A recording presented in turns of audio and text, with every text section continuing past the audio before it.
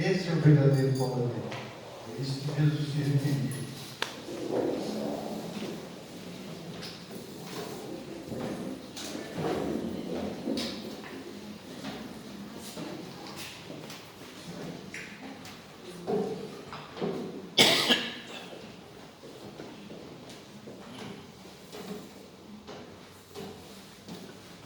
Boa noite a todos. Hoje eu caí de paraquedas aqui, porque o nosso palestrante de hoje teve algumas complicações. E aí o Ricardo me pediu, agora no final do dia, se eu podia vir aqui falar para vocês. Então, é um prazer estar aqui de novo com vocês. Vocês vão enjoar de mim, porque já estou cansado. Agora hoje de novo. Mas vamos que vamos, tá bom? Bom, eu escolhi o tema família para hoje. Tem um pouco a ver com o que eu falei na semana passada. Dá para fazer algumas conexões e vamos caminhando.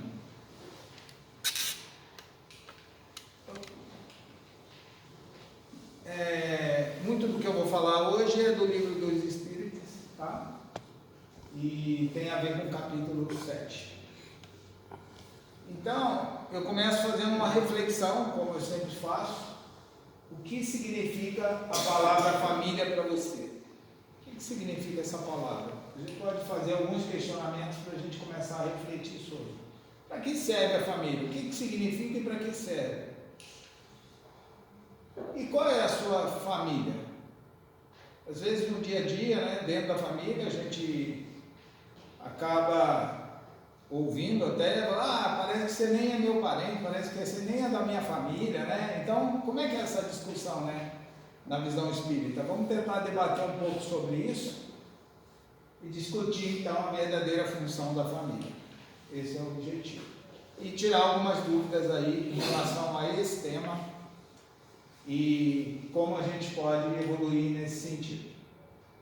Eu começo lá com a questão 766, dizendo para vocês o que estava escrito lá, né? Deus fez o homem para viver em sociedade. A gente vai trabalhar muito essa questão hoje, né? Por que nós precisamos trabalhar em sociedade? Então, essa é a reflexão. De que forma a gente pode progredir trabalhando em sociedade? Sociedade aqui no sentido mais amplo, né? Com outras pessoas, na convivência com outras pessoas.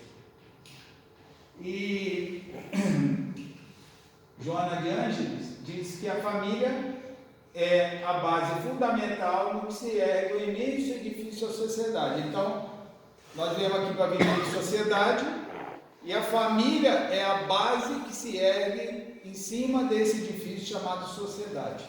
Então, com essas duas falas, a gente já começa a entender um pouco a importância da família.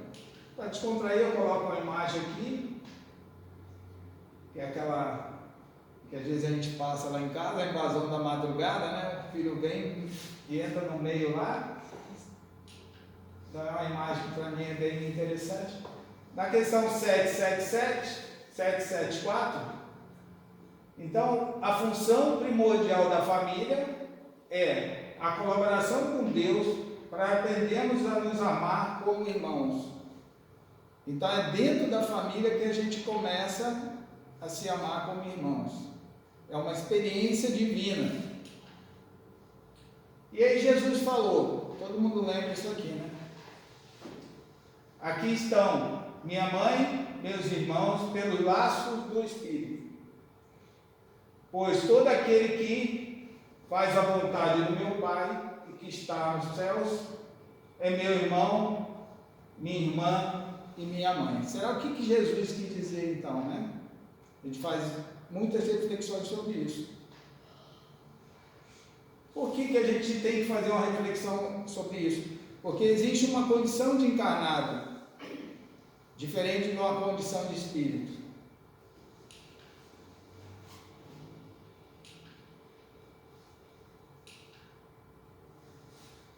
Então, Joana de Ângeles já diz, uma série de recortes que eu fiz, né? A família é um resultado largo do processo evolutivo do espírito, na sua extensa trajetória vivenciada por meio de sucessivas reencarnações.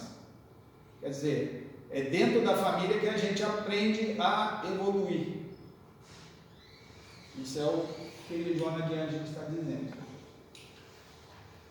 Então, nós vimos que tem família espiritual, reencarnação e família humana. Vamos tentar entender então essa divisão, essa separação, como é que ela acontece. Acho que está falhando ali o sistema. Eu vou por aqui.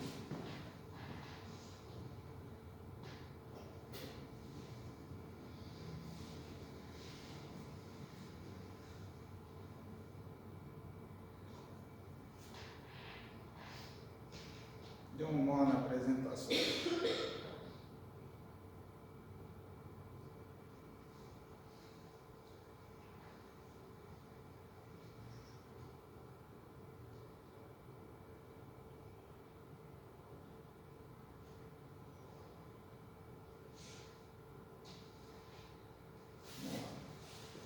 Tentar seguir aqui.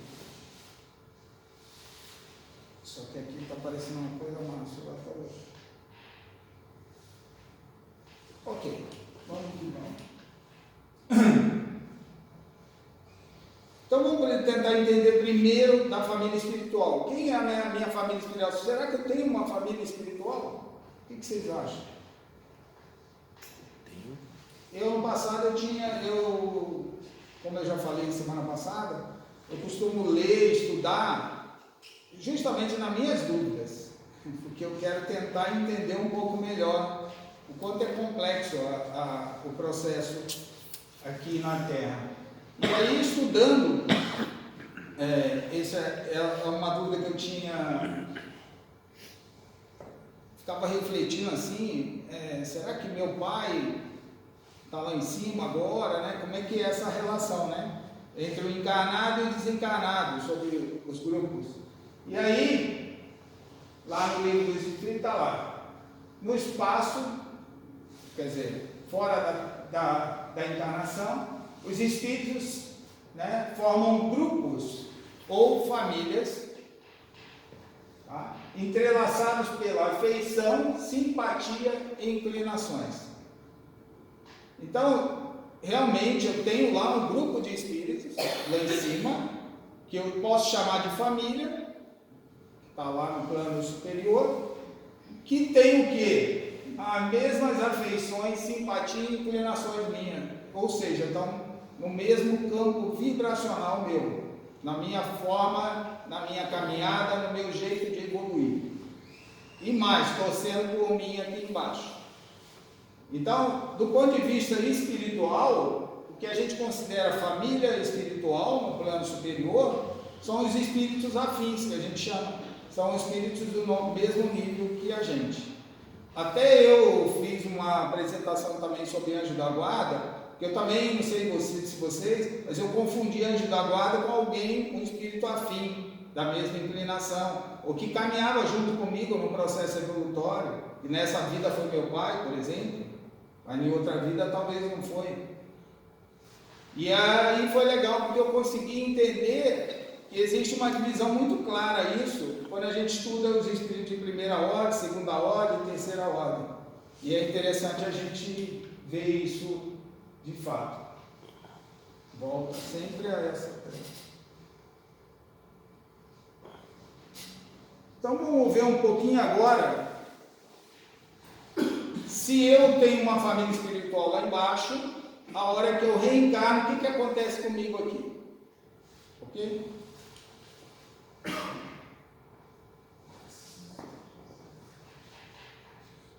Passar por aqui agora. Semana passada eu falei sobre livre-arbítrio, né? Eu falei sobre o projeto reencarnatório. Quando a gente está lá no plano superior, e a gente está planejando a nossa reencarnação, os espíritos estão planejando a nossa reencarnação, a gente nota o seguinte: esse quadro aqui para mim ele é muito ilustrativo, porque o meu planejamento espiritual vai depender de quê? Do meu passado, tá certo? Do meu presente, do que eu estou optando hoje, que vai gerar as minhas necessidades evolutivas em geral. Então, quando eu estou considerando o projeto reencarnatório, eu estou olhando o histórico passado, vendo a necessidade futura e atuando com livre-arbítrio aqui para tomar as decisões que precisam ser tomadas.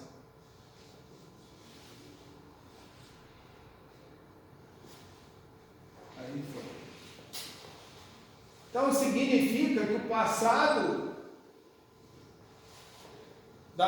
espiritual meu, das encarnações minhas, tem total influência sobre o meu planejamento reencarnatório. Por que eu estou explicando isso numa fala sobre família? Porque às vezes nós vamos ver isso reflexo depois de encarnado. Então é bom a gente entender o processo reencarnatório para entender depois de encarnado o que está acontecendo com a gente no dia a dia. Então,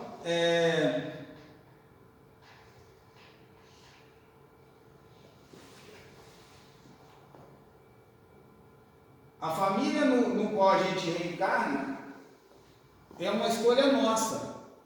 Por que eu falo isso? Porque às vezes a gente reclama, né? Tem muita gente que está numa família que não queria estar. Né? Mas é uma escolha nossa através de quê? No projeto reencarnatório. Por quê? Porque a gente precisa evoluir por necessidades evolutivas. Agora tá aí. Então, é na família que a gente vem para fazer o quê? Para fazer a nossa evolução, principalmente na família. Porque ali sim vão ser colocadas algumas situações dentro do projeto reencarnatório que vai fazer com que a gente tenha as experiências que precisamos ter. Então, nós vamos nos reencontrar com espíritos afins dentro desse projeto reencarnatório ou não afins por uma necessidade evolutória. Nós mesmos vamos fazer essas escolhas. Então, a família que a gente tem hoje é um resultado das nossas escolhas. Então não adianta eu ficar teoricamente reclamando sobre isso. E aí a gente encarna, se compromete de lidar com aquela pessoa dentro da família, né, no dia a dia, de resolver os conflitos que a gente teve no passado, mas a gente tem o livre-arbítrio, foi o que eu falei semana passada. E aí o que a gente vai fazer com essa experiência é cada um com um, né? O quanto a gente vai evoluir, vai ter êxito ou não vai ter êxito em relação a esse projeto reencarnatório.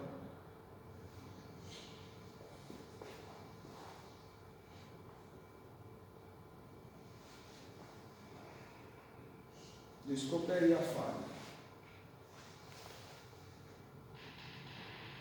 Então, o Espiritismo apresenta a família como um instituto abençoado, onde as criaturas humanas reencontram-se com um propósito de provas e expiações. É dentro da família que a gente vai fazer esse grande laboratório da vida, do nosso progresso econômico.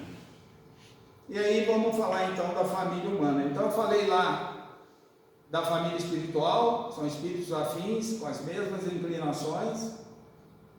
Falei da necessidade da reencarnação, através do projeto reencarnatório, para a gente poder passar pelas experiências que a gente está se comprometendo. E agora vamos falar um pouco da família. A função da família, segundo o Espiritismo, são duas: nutritiva e normativa. Isso está lá na questão 208, 209. Eu vou tentar traduzir um pouco isso. Nutritiva em relação à proteção, alimentação, compromisso que os pais assumem com os filhos e tudo isso segundo o plano espiritual. E normativa através de orientações e um monte de coisa que eu também falei já na semana passada. Então é dessa forma, né, que a nossa casa, a nossa família é considerada pelo plano espiritual de origem divina. Porque é lá que vai acontecer o grande laboratório da vida. Lá que a gente vai se aprimorar cada vez mais nos nossos entendimentos.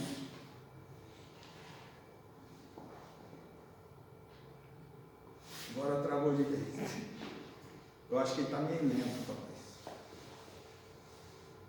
Então, os reflexos agradáveis ou não do nosso lar, da nossa convivência, faz parte da dinâmica do nosso desenvolvimento, da dinâmica do nosso aprendizado. Então, os reflexos agradáveis ou desagradáveis fazem parte do nosso dia a dia, do nosso cotidiano junto com a família. Então a gente gosta sempre de colocar algumas recomendações, né? Se a gente entende que eu tenho uma família espiritual, que são espíritos afins, no mesmo caminhar meu, com inclinações iguais, que estão vibrando por mim lá em cima. Se eu entendo que dentro do projeto reencarnatório eu pude ter mais ou menos participação e fiz as escolhas daqui na Terra, quando eu reencarnar, do pai, da mãe, do filho, do irmão, são escolhas que eu fiz, certo? Esse é o grande desafio da nossa convivência e da nossa evolução, ok? Porque nós vamos ter nesse ambiente familiar, deixando claro, espíritos afins, que são da mesma inclinação que a minha, mas vamos ter alguns desafios para serem superados. Então as considerações são quais? A família é uma escola de bênção, onde se aprende os deveres fundamentais para uma vida feliz. E sem a família, nós não vamos conseguir evoluir, porque nós nascemos para viver em sociedade. É importante a gente entender isso. Então, por essa razão, não se vive a família ideal. No passado, ou em algum momento, principalmente o pessoal mais adolescente, vira para o pai, para a mãe e diz: legal é o pai da fulana que deixa isso. Legal é a família da fulana que é unida. Legal é o vizinho que toda semana tem festa. A casa dele é mais alegre e tal. Então, não existe isso sob a ótica do Espiritismo. O que existe é o seguinte: a família ideal é a qual? É aquela que você escolheu, que vai contribuir para o seu processo evolutório. Então, são as necessidades de evolução que vão fazer com que você passe por essas experiências e consiga evoluir. Jesus está aparecendo em todas, vocês estão notando? Não aparece aqui, mas aparece lá. Nem está saindo mais.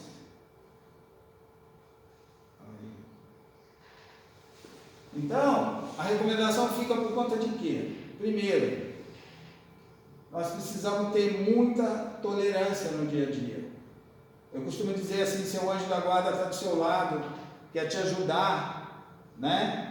Mas você não conta até 10, então você acaba passando por alguma situação que você acaba falando algo que não deveria ser falado, ou tomando uma atitude que não deveria ser tomada, né? Então respira fundo, respeita, tolerância, as diferenças, né? Conta até 10, para depois se colocar perante a situação. Pondera. Tenta olhar o outro, né? O parceiro, ou alguém da família que está junto, se ele realmente não está tendo razão em alguma coisa, porque às vezes a gente se acha dono da razão. Estou falando isso para mim mesmo, tá? Ok? Tenta tratar os assuntos com equilíbrio. Não adianta você perder o equilíbrio, perder o emocional, ficar totalmente desequilibrado. Isso não vai levar a nada, nem o seu anjo da guarda consegue te ajudar. Pensamento positivo, né? Por que pensamento positivo? Quando você tem influência de espíritos inferiores, eles ficam influenciando você justamente nos pensamentos negativos. E se você consegue manter uma vibração positiva, dificilmente você vai ter essa influência. E por acima de tudo, muito amor, porque você veio aqui para amar, você veio aqui para ser feliz. Então isso é muito importante.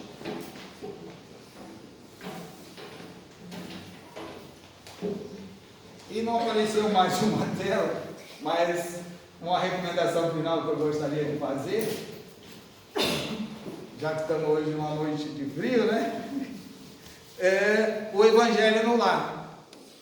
O Evangelho no Lar, ele é uma ferramenta importantíssima para a união da família, porque ele melhora o campo vibratório, né, do lar. Ele atrai espíritos superiores, ele afasta energia negativa. Então, a disciplina, o foco de fazer sempre o Evangelho no Lar ajuda muito na relação familiar. E se a gente veio aqui para conviver em família, nós precisamos cuidar desse lar, né? Esse lar tem que ser um lar de energia, um lar iluminado.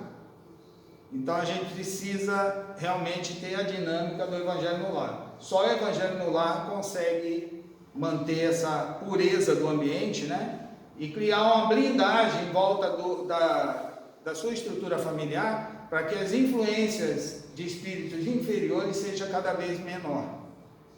Então vai uma dica aí para vocês nesse sentido. Desculpe as falhas técnicas aí, né? E hoje foi meio no improviso mesmo, mas foi um prazer estar aqui com vocês, tá bom? Boa noite.